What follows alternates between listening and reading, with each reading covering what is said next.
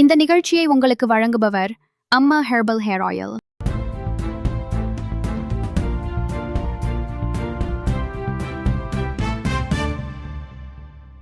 தமிழக சட்டமன்ற தேர்தல் 2026 பற்றி மாவட்டம் வாய்ஸையில் இங்கு பார்க்கலாம்.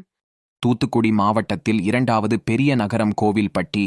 இங்கு தீப்பெட்டி உற்பத்தி முக்கிய தொழில். விவசாயம், கால்நடை வளர்ப்பு, நூற்பாலை, பட்டாசு மற்றும் கோரைப்பாய் உற்பத்தியும் நடைபெறுகிறது.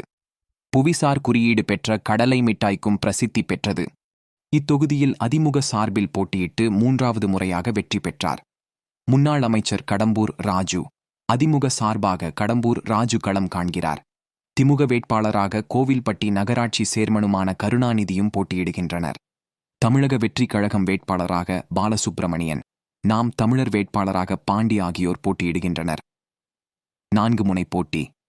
இத்தொகுதியில் பொதுவாக நாயக்கர் சமுதாய வாக்கு அதிகம். மேலும் தேவமார், கணிசமாக வெள்ளாளர், நாடார் கலந்து வசிக்கிறார்கள்.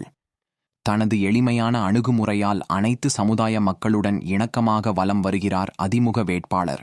தொகுதி மேம்பாட்டு நிதியை முழுமையாக பயன்படுத்தியுள்ளார். திமுக வேட்பாளர் கருணாநிதியும் எளிமையாக அணுகக்கூடியவர். திமுக வாக்கு வங்கி அவர் சார்ந்த தேவமார் சமூக வாக்கு வங்கி. இதே நேரத்தில் கூட்டணி கட்சியின் உழைப்பும் ஒற்றுமையும் வெற்றி பெற அவசியம். இத்தொகுதியில் பொதுவாக நாயக்கர் சமுதாய வாக்கு அதிகம். மேலும் தேவமார், கணிசமாக வெள்ளாளர், நாடார் கலந்து வசிக்கிறார்கள். தனது எளிமையான அணுகுமுறையால் அனைத்து சமுதாய மக்களுடன் இணக்கமாக வலம் வருகிறார் அதிமுக வேட்பாளர். தொகுதி மேம்பாட்டு நிதியை முழுமையாக பயன்படுத்தியுள்ளார். திமுக வேட்பாளர் கருணாநிதியும் எளிமையாக அணுகக்கூடியவர். திமுக வாக்கு வங்கி அவர் சார்ந்த தேவமார் சமூக வாக்கு வங்கி. இதே நேரத்தில் கூட்டணி கட்சியின் உழைப்பும் ஒற்றுமையும் வெற்றி பெற அவசியம். இத்தொகுதியில் நாம் தமிழர் தனித்து போட்டி போடுகிறது. அதேபோல் தமிழக வெற்றிக் கழகமும் தனித்து போட்டி போடுகிறது. நடுநிலை வாக்காளர்கள், குறிப்பாக இளைஞர்களின் வாக்குகள் விஜய் கட்சிக்கு சாதகமாகலாம்.